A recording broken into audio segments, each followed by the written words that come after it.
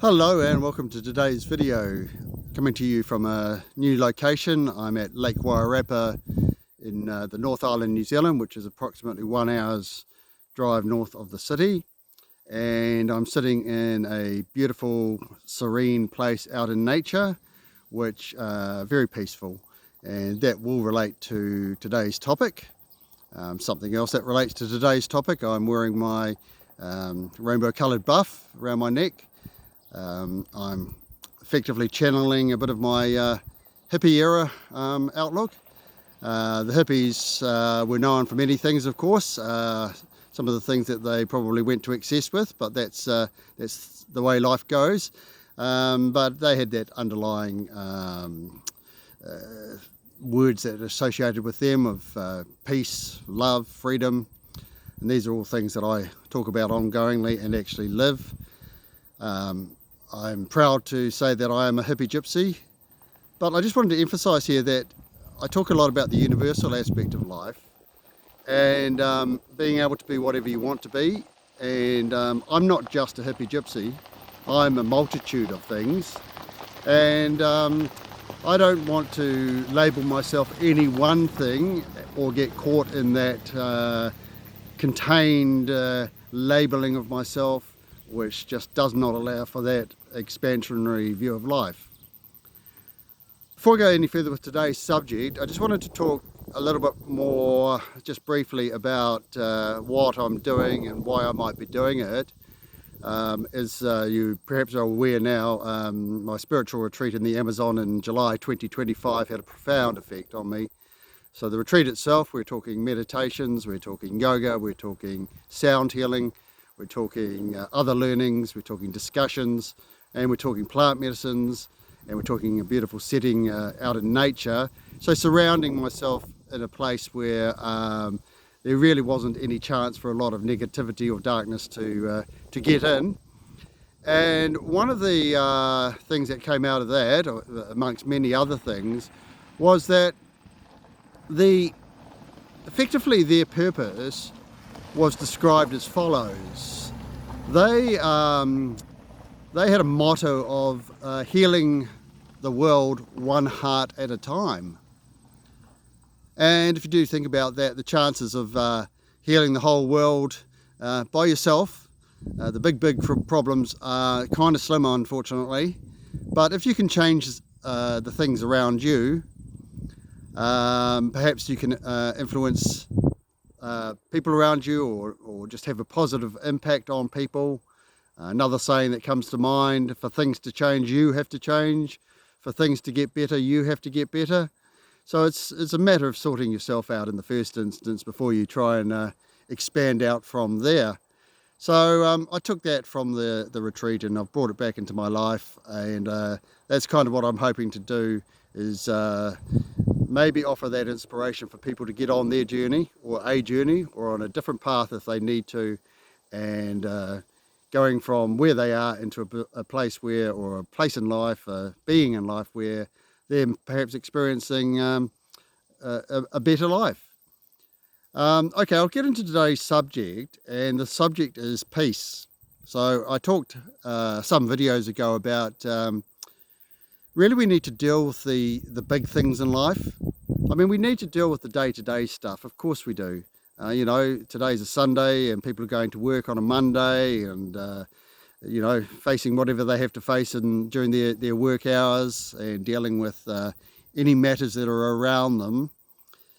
But of course, as I describe it, all of that takes energy, and of course I term some of those things as distractions, which don't allow people to deal with the bigger matters in life, the bigger matters that may have an everlasting impact on them.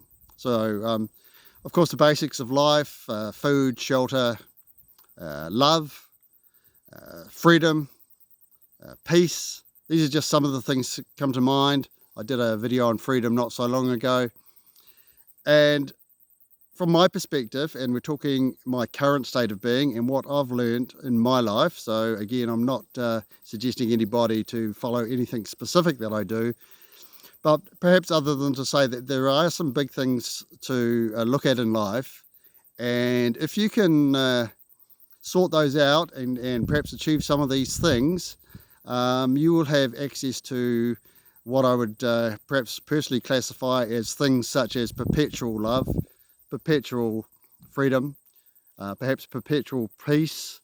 I talk about the energy, perpetual energy, perpetual light.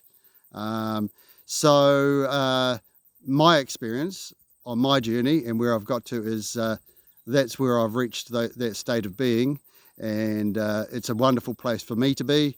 So I always sum it up as magic.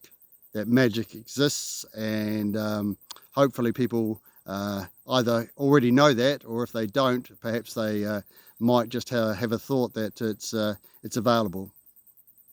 So I'll get into today's topic, peace. What is peace? Well, it's the opposite of conflict, isn't it?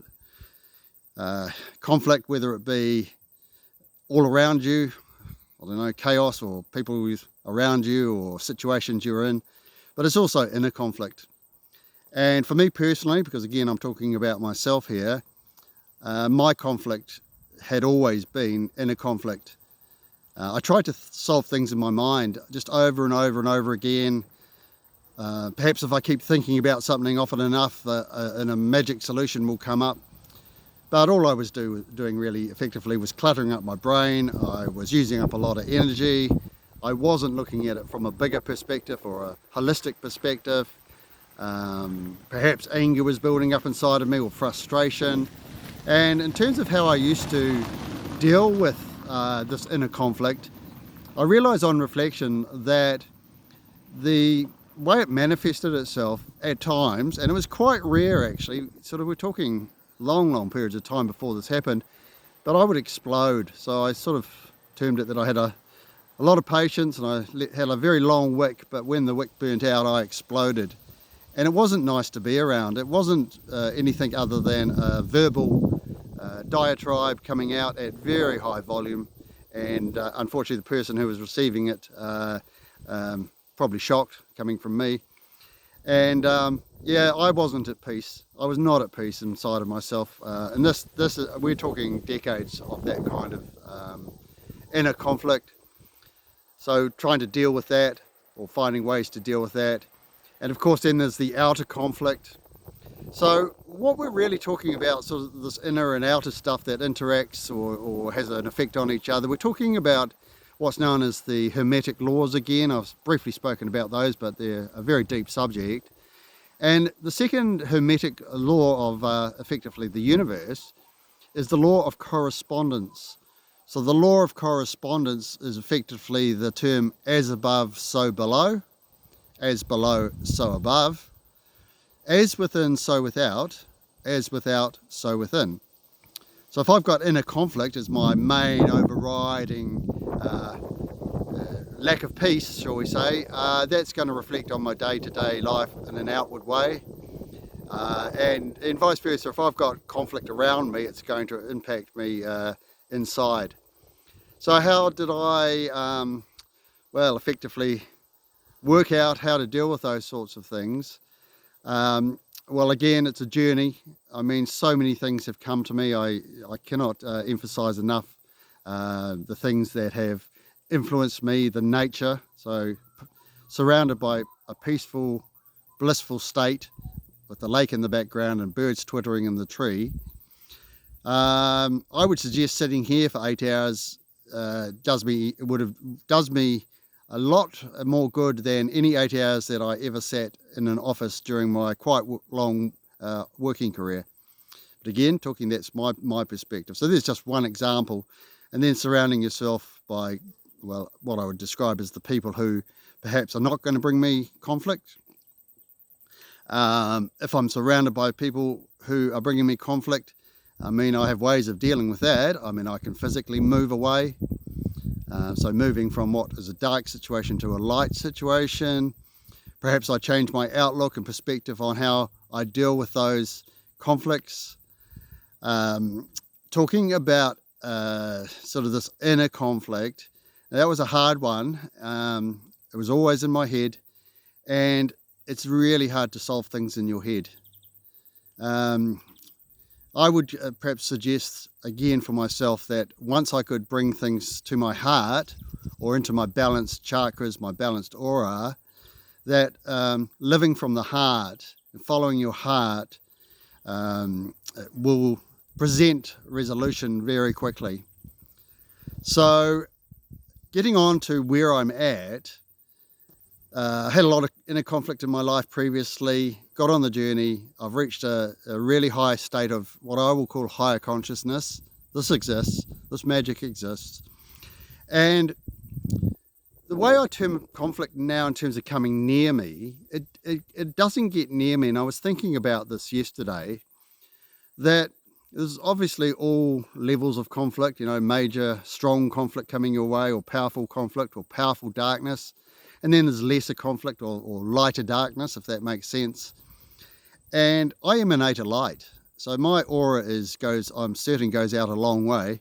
So I'm emanating a light. And the closer you get to me, the closer you get to the source of the light, because I am channeling the source of the light. As above, so below. Now, as the, shall we say, the lighter forms of darkness get near my aura, they don't come any further, so I don't even see them. They don't get into my being, because they dissipate pretty quickly in the light the closer they get to me. The stronger forms of darkness, which I really would have to say, they just don't appear to turn up, but let's say they do. They're going to hit a ball of light.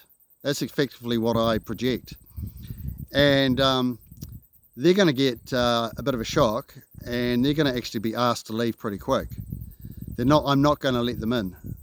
There is no chance it's coming in.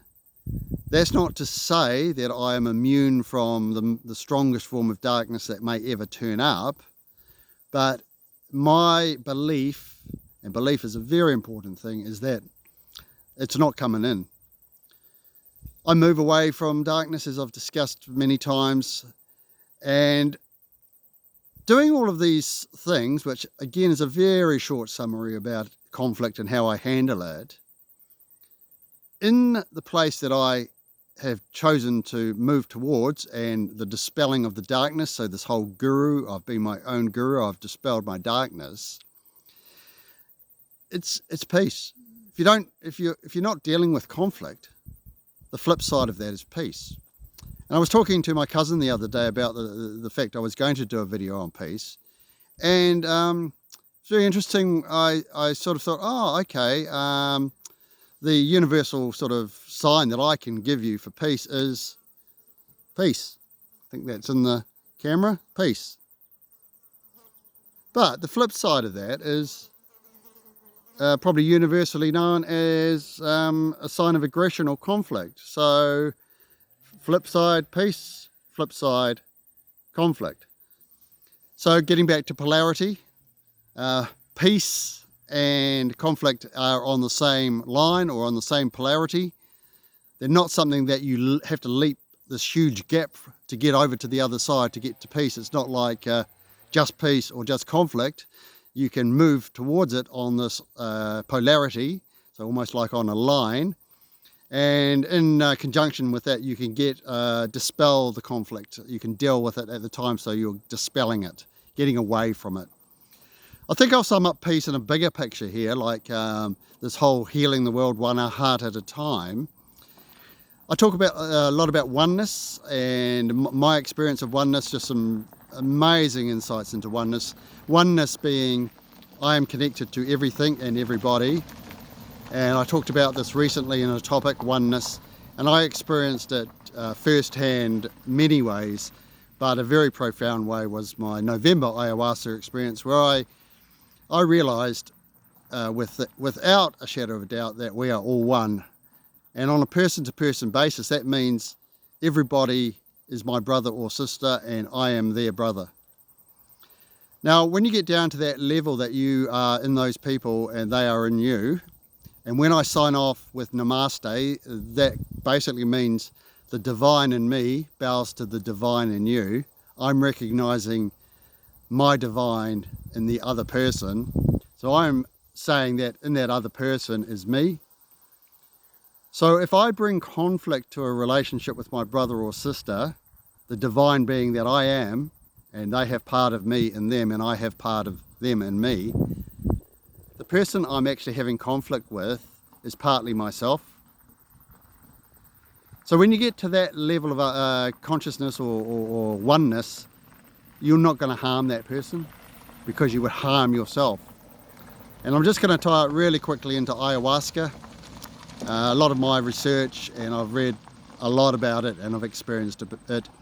A suggestion is that any politician who is standing for office anywhere in the world should have a compulsory ayahuasca experience or experiences, and if they see this oneness, the profoundness of it, and then go carry on to get into a political position of power, the suggestion is that the world would have so much less conflict, there would be less divide, and I'm going to say categorically, because me as the individual changing my world and hopefully changing the world of others around me, that's exactly what's happened.